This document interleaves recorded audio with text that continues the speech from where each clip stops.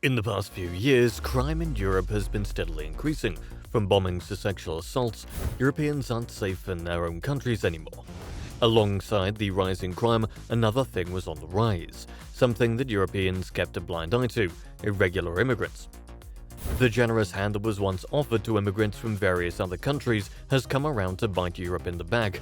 The only difference between then and now is that these numbers have reached a dangerous high in just the last couple of years alone. So what's Europe's answer to more and more illegal immigrants making their way onto the continent? How are countries tackling this issue?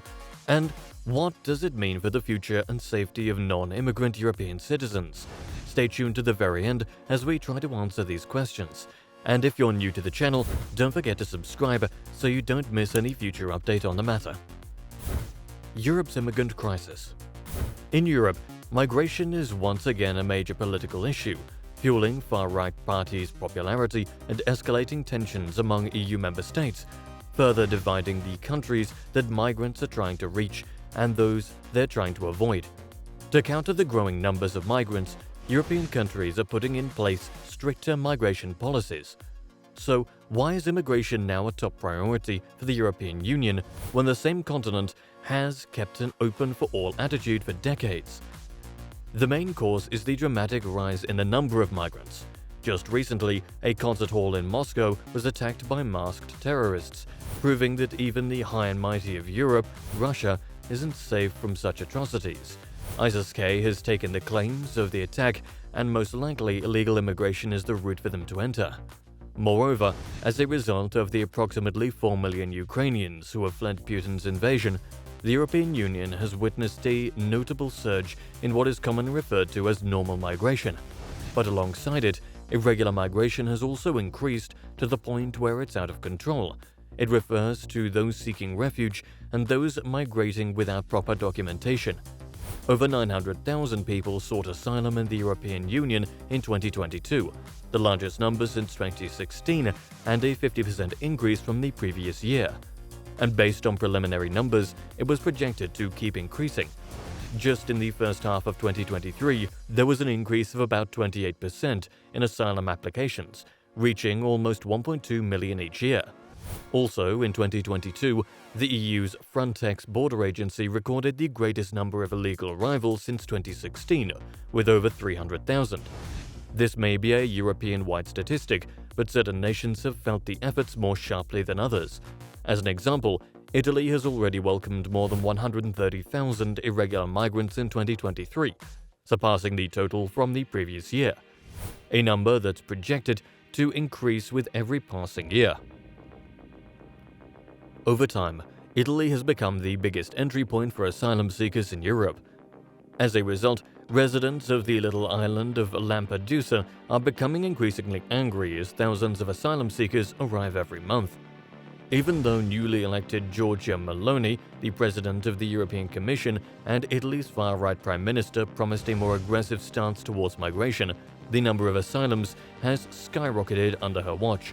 Not to mention, the Italian government recently passed new legislation raising the detention duration for migrants facing deportation to 18 months in an attempt to placate their right-wing coalition supporters. Additionally, Meloni supports the idea of a naval blockade of North Africa. In response to the continuing migrant problem in Europe, Italy has lately reached a contentious accord with Albania. Albania has agreed to receive up to 36,000 migrants annually, or about 3,000 people each month, as part of this 5-year deal. Most of these migrants are people trying to enter Italy illegally, putting their lives in jeopardy on perilous boat rides. Parliament has backed the pact, but it has also drawn criticism and worries. The centre-left opposition in Italy has criticized the idea as an effort to turn Albania into Guantanamo Bay, but Prime Minister Meloni strongly disagrees. In her view, all this deal has accomplished is to put an end to human trafficking. The issue of the growing number of illegal immigrants has caused widespread disagreement among the European nations. That's right, a recent flare-up has exposed deep divisions inside the European Union. Italy's Prime Minister has written a furious letter to Germany's Chancellor criticizing the donation of money to a non-profit run rescue boat in the Mediterranean. But for Germany, migration is still at the heart of German politics. Around 200,000 people applied for refuge in this nation in 2023, an increase of about 80% from the same time the previous year. But German border patrols have begun doing more random checks, and they have already detained a number of migrants at the Polish border. Germany has always had a liberal approach towards immigration, but that perspective is slowly changing. Chancellor Olaf Scholz recently announced a large-scale deportation of those without the legal right to remain in Germany. This is partly to protect the country's capacity to house immigrants who are truly in danger, rather than those who are only interested in taking advantage of society's welfare system for financial gain. German Interior Minister Nancy Faeser has stated that accelerated deportations are in part a response to the large influx of people seeking asylum in Germany who are not in actual danger, but rather a diversion from the smaller number of people who are truly in need. Since Russia invaded Ukraine, nearly 1 million individuals have sought refuge in Germany. In 2023 alone, the country will have received almost 300,000 applications from people all over the world. More than 200,000 individuals are still in the nation despite repeated requests for their deportation. This is one reason why Scholz and others are working to expedite the process. Plus, the economy is taking a hit due to the influx of foreign nationals. Germany is home to one of the world's most generous welfare systems, which assists immigrants and low-income individuals in meeting basic needs like housing and food. Many believe that additional immigrants will fulfill, at least help in, Germany's skilled labor shortages, but 80% of the immigrants under the age of 32 are welfare recipients. This encompasses a large number of immigrants as well as some second- and third-generation immigrants in asylums. For the German economy, the situation has been less than ideal. It's aggravating the problem and draining a productive and wealthy economic superpower. The reality is that non-productive immigrants who migrated to the country in search of social benefits are actually having their incomes redistributed to them. So, it's no surprise that people's perspectives are changing. Some have shown support for the far-right ADF party in opposition due to dissatisfaction with immigration policies, with the German Chancellor railing against Poland over an alleged bribery system that granted Schengen visas in return for cash. Even the country's Green Party is demanding a more severe stance. Poland, on the other hand, is a more traditionalist nation that has always been against large immigration and was hesitant to accept many refugees. For the upcoming fiscal year, Poland's GDP is expected to rise by an astounding 2.7%, making it the fastest-growing EU economy. The murder rate is among the lowest in the world, but crime has been rising at a steady clip over the last several decades. It's a wealthy, secure, and culturally homogeneous nation that isn't keen on changing its way to welcome millions of immigrants from nations other than Poland and Europe. A resounding 88% of Poles are opposed to welcoming African and Middle Eastern migrants, demonstrating the country's staunch hostility to mass immigration. In the same poll, about 86% of the population was against having immigrants from India, 84% were against South Americans, and 82% were against Caucasian, Georgian, Armenian, or Azerbaijani. Not only that, the majority of Poles, about 79%, are opposed to admitting Christians from Asia, even if they share the same values as them. Despite the fact that there were 490,000 Ukrainians in Poland in 2023, 60% of Poles polled were opposed to accepting more of them. This demonstrates how much the Polish dislike the idea of mass immigration.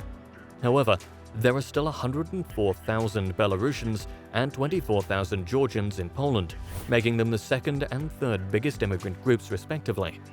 And nearly 18,000 Russians and Indians also reside in the country. But things don't stop there. Even the more liberal and peaceful nations have adopted stricter immigration policies, such as Sweden. When talking about immigration, Canada is mostly the country everyone thinks about. It's the dreamland for many people looking to move abroad, after all. But if you move towards Europe, Sweden is a country that shares many of Canada's core principles. On the other hand, Sweden is experiencing a massive shift in opinion on mass immigration, with an increasing number of individuals opposed to this policy. Many waves of crime, economic stagnation, and social polarization are the result of mass immigration, which has failed to bring about the desired results and is now prompting protests and changes in policy. There have been more than 500 bombings in Sweden since 2018, along with several gang shootings and regular violent street riots. Many no longer feel safe going about their daily lives, and some of the most unsafe areas of the country for non-immigrants are where these immigrants live. Since the European Union's immigration policies have welcomed millions of people from all over the globe, especially from Africa and the Middle East, the number of homicides has increased dramatically.